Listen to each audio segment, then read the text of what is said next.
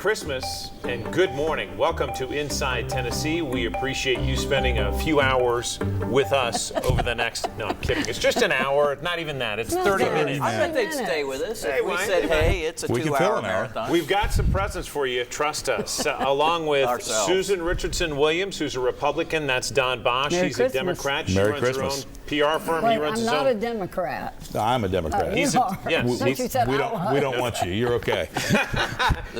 John North is my colleague. I was just going to say, the people watching at home, you should realize it's been frosty already. Yes, so. it has. No question. The prep time's great. We love this because this week and next week are two of our favorite shows to produce because they're so highly produced. And, and we run through the local, state, and national winners, losers, and issue of the year each year at this time, and also the politician of the year across the board. So I just want to revisit notes. something. Yes, we have notes. Curtis is our producer, and Morton Scorsese, Morton, as I like to call him. It's not Martin. Morton, no, it's not Martin. It's his long-lost brother. Yeah. Morton Scorsese. Could you put up the graphic? This is the official list of last year. Can you read that? I couldn't read your handwriting. I know, it's horrible. These were your 2023 predictions. All right, enough of that. But let's start locally and look at your prediction for 2023. You can call me Don. It is Christmas. Don. Okay. Your prediction for the winner of 2023 was India Kincannon. Does that hold up? And it does still today. India Kincannon. She won convincingly, and she's worthy of it. She's done a great job, in my opinion. I think in most people's opinions, irrespective of party line. But she won. She adhered to her tenets. Had a couple bumps throughout her first 4 years, but won convincingly, and the public has said they wanted her back. Susan, you picked Tim Hill. He was a city council candidate who raised the most money out of anybody, but did lose. You had him as your winner. He made it to the runoff, but spent a couple $100,000 and got beat by And a couple $100,000 more than his opponent. more than his opponent, Amelia Parker, who spent about 40, I think, and won, which tells us a lot. It does tell us a lot about our city now. What does it tell us? It's very blue. Okay. It's very blue. And getting bluer. Yes. And John, I'm going to get to you for some context, but let's get the loser and the issue out of the way.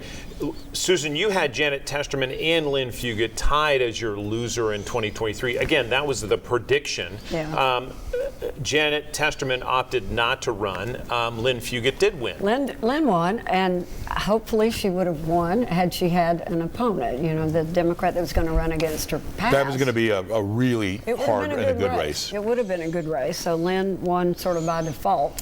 But I think that's just reflective of how 23 was, to yeah, be honest with I you. agree with you. Cameron Strange Brooks stuff died. happened. It was just kind of that kind of And died bizarre after the year. ballots are printed just right before the election. It was very sad and very unexpected. Don, you had predicted that Aramark versus the Beer Board was the loser. Explain why you said that. Well, I said that because it could have blown up a huge stream of income and a luxury that fans have become very accustomed to, that is being able to buy beer in the stadium. It could have been awful. Kudos to the lawyers involved and the politicians in getting that solved. At the time we recorded that and we picked that, it was fresh and it did not look like it was going to move. So again, kudos to the lawyers that did that and got that resolved. And so that did not hold up, and I'm glad.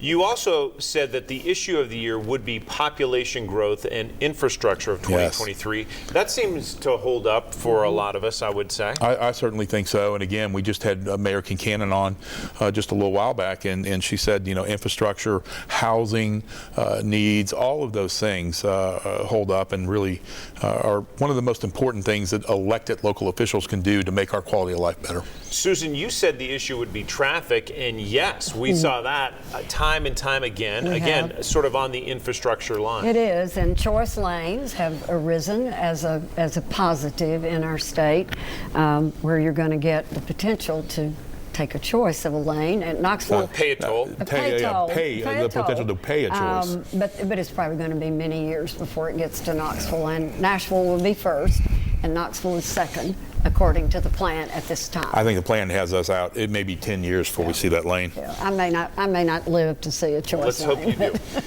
John, for context, locally, when as a journalist and reviewing this year, what stands out to you most in local politics? Well, probably growth.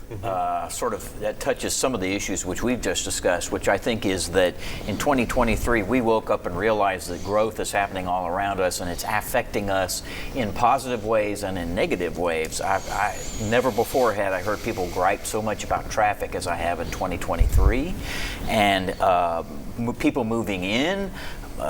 We like that, but we're not used to suddenly how much it feels like we've had suddenly outsiders moving in and sort of disrupting our little old way of life that we were so used to. We got some numbers from the Baker Center that said some 80,000 more people moved to Tennessee this year. It's quite a big number. I mean, we have 7 million in the state, but Knoxville's attracting as much or more than most cities. It's one of the top markets in terms of still affordability, attractiveness, places that people want to come to.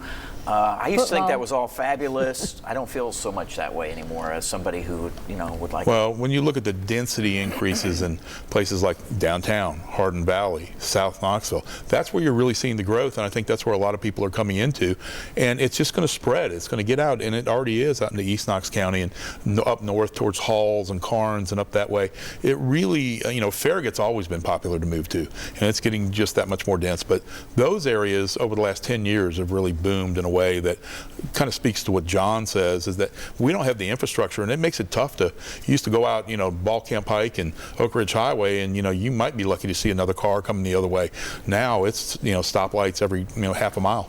We're going to have predictions from this group coming up next week, but we're going to revisit 2023 in the state of Tennessee and what made headlines and whether their predictions held out for that, coming up right after this short break.